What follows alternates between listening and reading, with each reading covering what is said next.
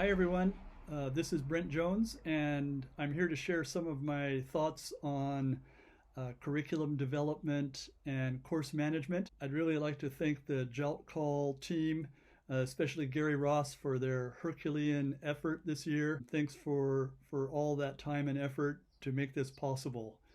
Thank you very much. I'm going to focus mainly on kind of program level coordination in my talk, and I'll try to go through these different stages. I want to give the listeners a little bit of contextual background, talk about our program, tell you how we organize curriculum development and course design, move to a little bit about course management, and then give you an outline of some of the support structures that we provide for both teachers and learners. So first of all, I teach in a management program at Konan University. Our department is called the Hidao School of Management. It's basically a hybrid of business administration and economics, but with a strong focus on project-based learning. And the English program has been content-focused, and that kind of morphed into CLIL, or content and language integrated learning, over the years. So I'll start with curriculum development and course design. From the beginning, we've used Google Drive to organize ourselves. And you'll notice the two folders in the middle there, MC and SA. In our department, actually, there's two programs. Our main program is the management course. We take in about 160 students per year. And the SA stands for study abroad.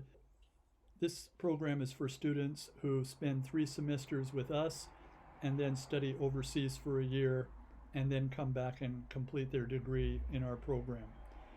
So the main course is a management course. And if I look in the shared folder, you can see this is a place where we can archive what we're doing year by year. But also there's folders for curriculum planning and development. There's faculty development, professional development folder at the bottom where we can share resources. It might be instructional videos, it might be templates, different things that different teachers can use. That in our program, students are required to take one English class per day for the first year.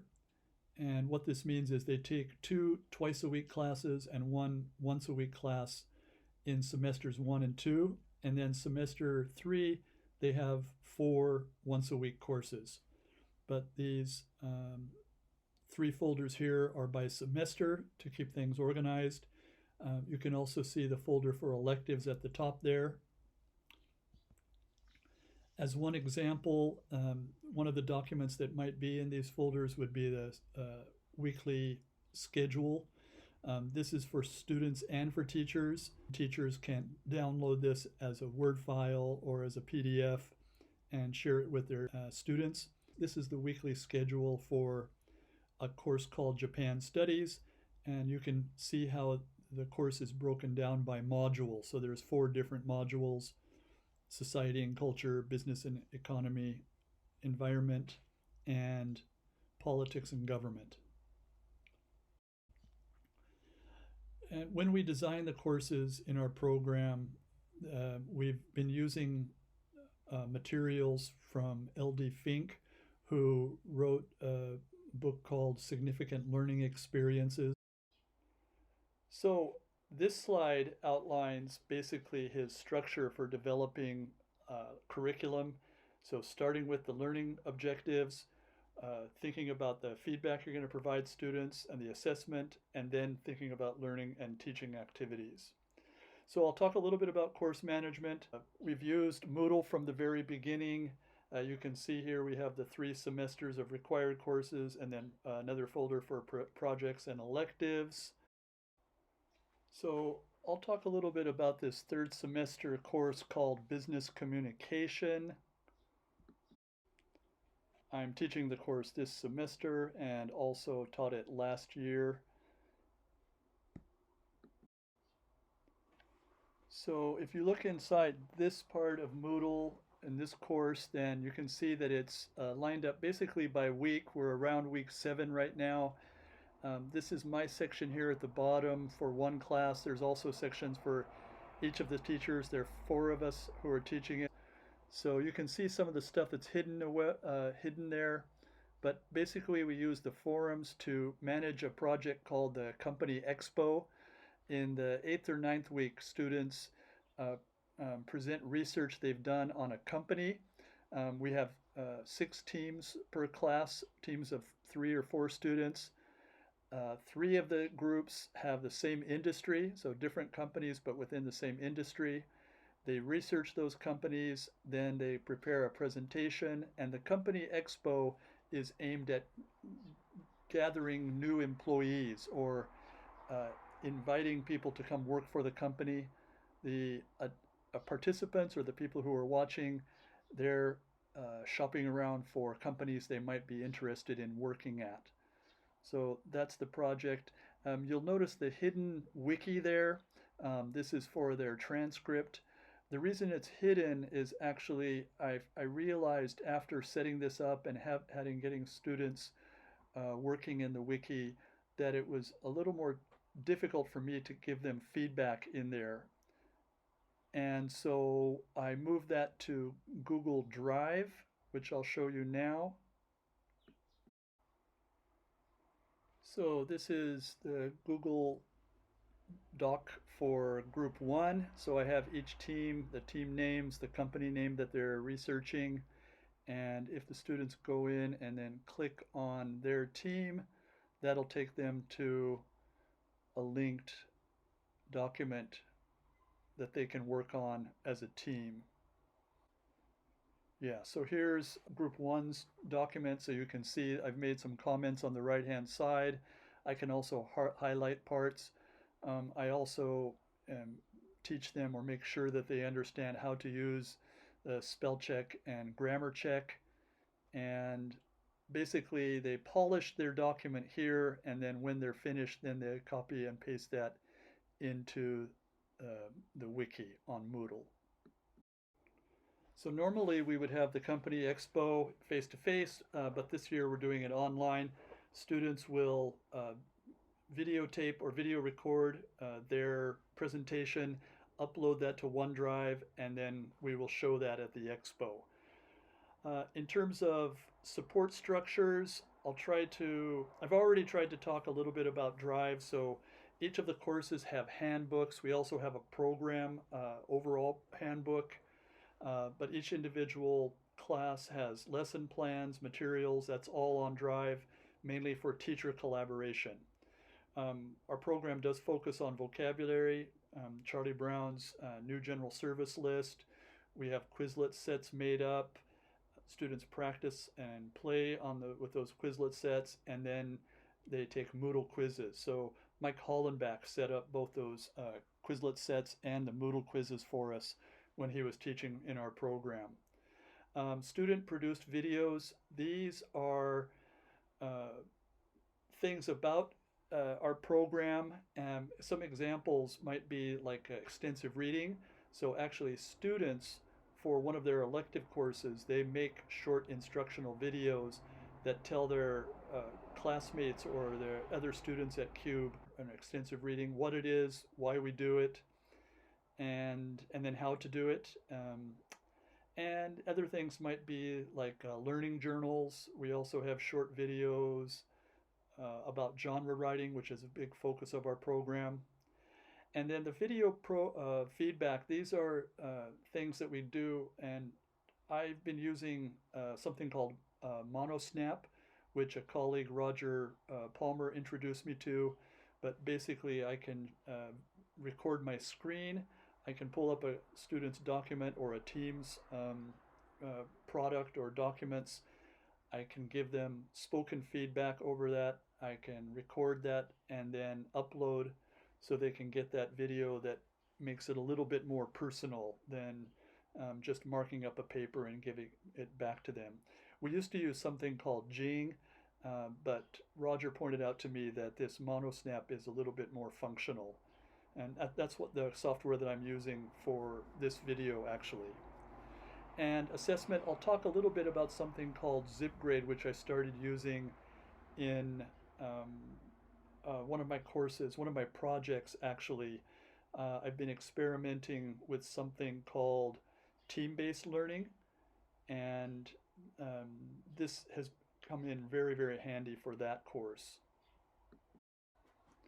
So I mentioned about vocabulary, so these are some of the vocabulary quizzes that are on Moodle. You can see that the NGSL, it's split into 50-word subsets, so they usually have 1 week to work on each of those. Here are some of the online resources that we've been using. Quizlet, of course, I've talked about. YouTube. Typeform is more for surveys, just a little bit more functional, a little bit more interactive than Google Forms. EduCreations is a whiteboard or interactive whiteboard that can be used to make instructional videos for the students, but also for students to do some kind of product. Flipgrid, we're just getting around to using this semester, basically to make the courses a little more interactive, giving the students a little chance to um, respond to some kind of prompt, and they do that in short spoken videos. Socrative is more of like a polling system, an online polling system we've been using. But I'd like to focus the rest of the talk now on these three. Adobe Spark I'll talk about a little bit at the end. Monostamp, I already mentioned that I made this video in, and also that provide feedback for students. So you can do screen captures, you record the screen captures and your voice and give feedback to the students. I mentioned the student produced videos. These are some of the ones, I mentioned YouTube, but we have a YouTube channel, but we also have some videos on Vimeo. The top left one there is from a project, documentary filmmaking project that I taught a couple years ago, and this group was interested in Japanese candle making. I take students to the Philippines every year, and they usually also produce some kind of reflection on the experience. And the bottom left there are bottom left two are from my beer industry project, and I'll talk a little bit more about that when I talk about Spark. But some of the research students produce videos, and we upload those to Vimeo so that it's viewable beyond the classroom, so that there's more of a public viewable output. Now, I mentioned Zipgrade, and Zipgrade is an app that you can download for your phone or your iPad. And a big part of team-based learning is something called the Readiness Assurance Test, or RATS. And this is to test the students' foundational knowledge. So you provide instruction through mini lectures or readings or videos, and then the students come to class prepared, and then you give them an individual RAT, or Readiness Assurance Test.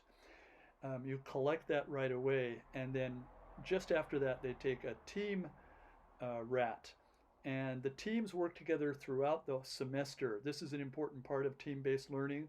To produce the real results of team-based learning, they work together over an extended period. But basically what I like about this app is that you can print out custom answer sheets, so to match whatever quizzes that you make up. You pass out the quizzes. Students do the individual one, they pass them in. I pass out the team RAT right away. While the teams are working on the RAT, then I'll scan the answer sheets for the individual one. So by the time they finish their team RAT, I can actually show the results. And it's really flexible. There you can do content analysis. You'll see in the next slide, actually, there's some output on the item analysis. Also, you can follow student progress. So you set up a course online on their website. You make your answer sheets, and you make the key for the test. You can edit that on their website. I think you can also do that on the app on the phone. But this has been a lifesaver for me. Instead of sitting there spending all my time marking tests, I was thinking about some kind of scanatron or scan system. But the Zipgrade has, like I said, been a lifesaver. Yeah, so this is what I was talking about. Some of the other screens that you have. Again, you can do item. You can see it, item analysis, so you can kind of identify questions that students are really struggling with. And yeah, individual results. You can go back and look at individual tests for the students, their overall course averages, all that thing. So very, very powerful app, especially for this team-based learning. So I also mentioned the feedback for the students. So for my business communication classes that I was talking about before, I wanted to give them some feedback on their forums. So I went on to Moodle, again using Monoscan, basically went through their documents and was telling them what was good, what needed to be improved, some suggestions like many of the groups were uploading Word files with their minutes. And I mentioned if you upload a Word file in there, then each time you want to look at it, you got to download or you got to open that Word file. So I suggested that they copy the contents of their minutes and then paste that right into their forums. So I'll finish the talk today with Spark Pages. Again, going back to my beer project, the beer industry project. Also, this is done in groups. The last time I taught it, we had 5 groups. I think there were about 5 members per group. And the early part of the course was looking at the beer industry in America.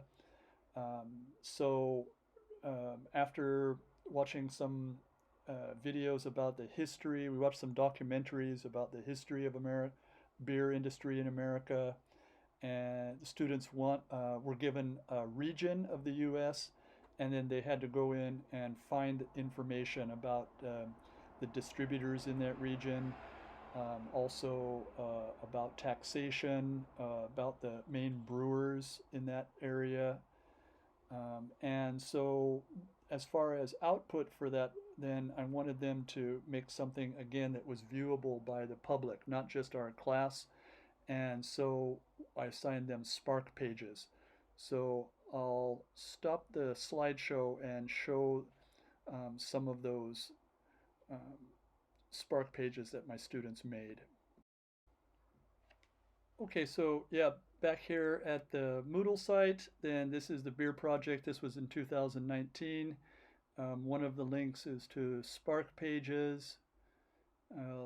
Load up group 3. Yeah, they were in charge of the Pacific region, so they found some appealing graphics. They found some data on consumption. You can see mainly because of population. Luckily, they did per capita, where Oregon comes out on top. Thank you.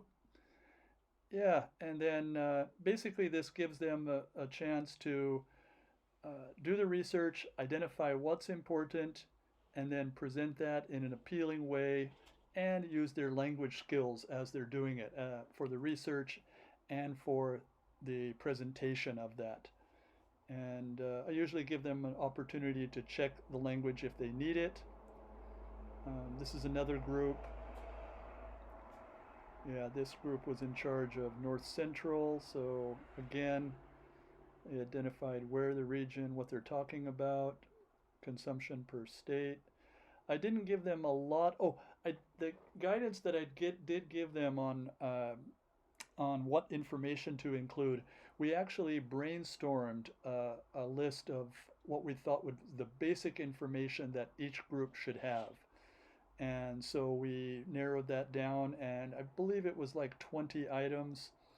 And then in addition, each group tried to find something original about their region. So yeah, the Spark pages have been an attractive way to show the students' work and gives them a little bit of a sense of accomplishment. And it's free software. So thank you for listening, and I hope this might be useful in some of your programs. I want to end today's talk by saying thank you to all of the teachers in our programs over the years who've helped design and test these materials and the courses, and offering their feedback, and really for their patience with us as we've developed the program over the years. And also a big kudos to the students who've come through the program, and for their energy. If it wasn't for their energy, this job definitely wouldn't be worth it. So thank you again for listening. Please feel free to comment below and or through email. So have a great day, and we will all make it through this. So stay safe and stay healthy. Bye.